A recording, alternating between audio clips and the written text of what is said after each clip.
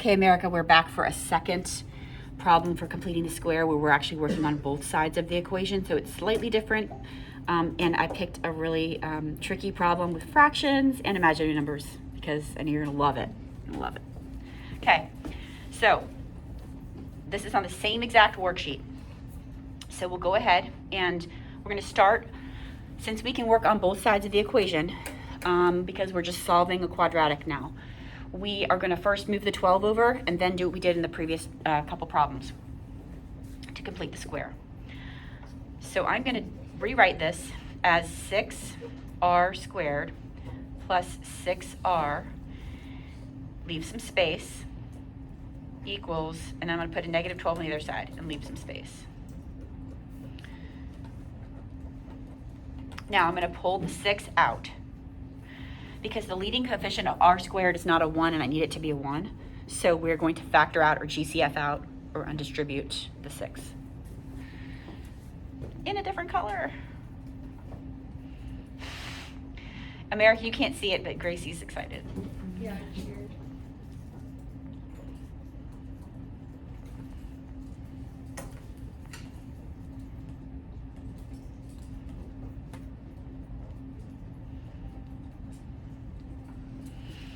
Okay, so now the coefficient or b here is a 1. So what's half of 1? Right, so when we're dealing with fractions, so it's 1/2, and then squared, what's 1/2 squared? What's 1/2 times 1/2?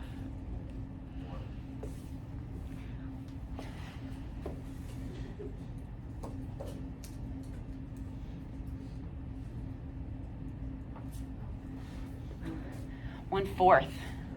Good times. I'm telling you guys, you guys are gonna love this problem. It's gonna be great. Nothing like dealing with fractions. I just wish they didn't So true. I wish no one ever talked about it. So true, Okay. Bessie. So now that we have completed the square, what number did we actually add on the left side of the equal sign? 6 times 1/4. Which is? That's a great question. Maybe like 6 over 4, which is 3 halves. Yes. So this is 6 times 1/4. 6/4, 3 halves. We added 3 halves. So on the other side, We add 3 halves. mm-hmm.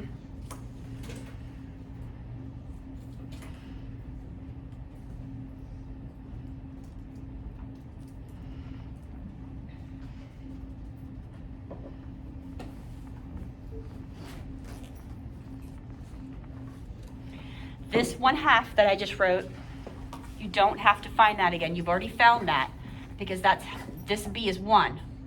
And half of b, 1 divided by 2 is 1/2. So we already found that number. We don't need to find this again. So there's your 1/2. And then the other side. So it's going to be, let's see. Is that how many halves is that? 24, negative 24 plus 3, right? Negative 21 halves.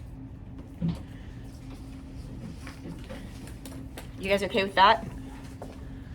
This is negative 24 halves plus 3 halves is negative 21 halves.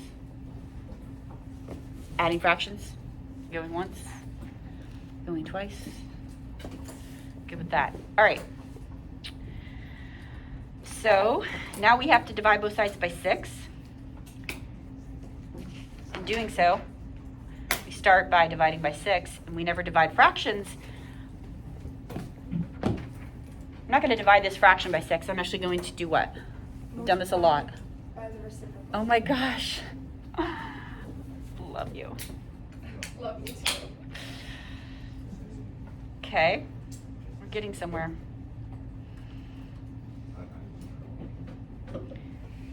Are you guys, do you guys have a question? Or are you guys just talking?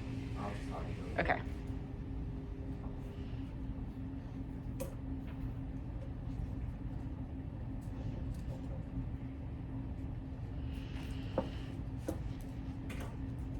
So that's negative 21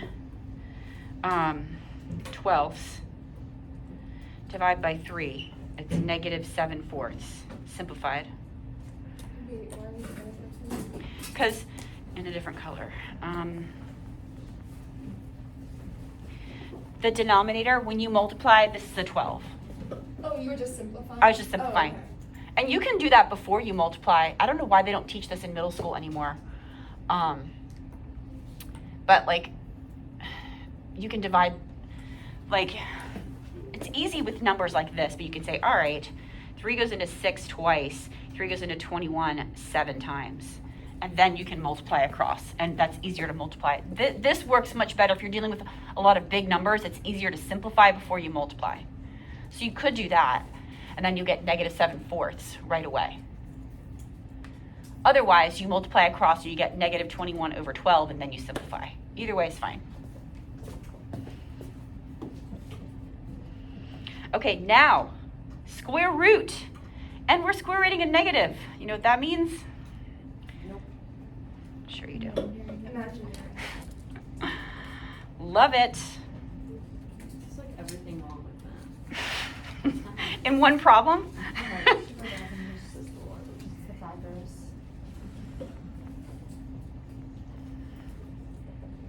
Plus or minus. Don't forget the plus or minus.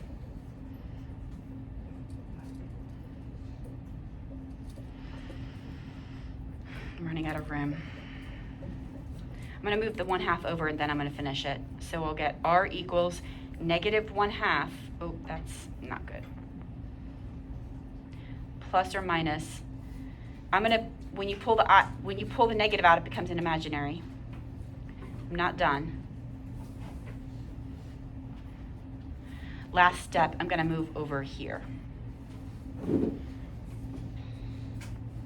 not done? Because this is so messy. I'm going to rewrite that.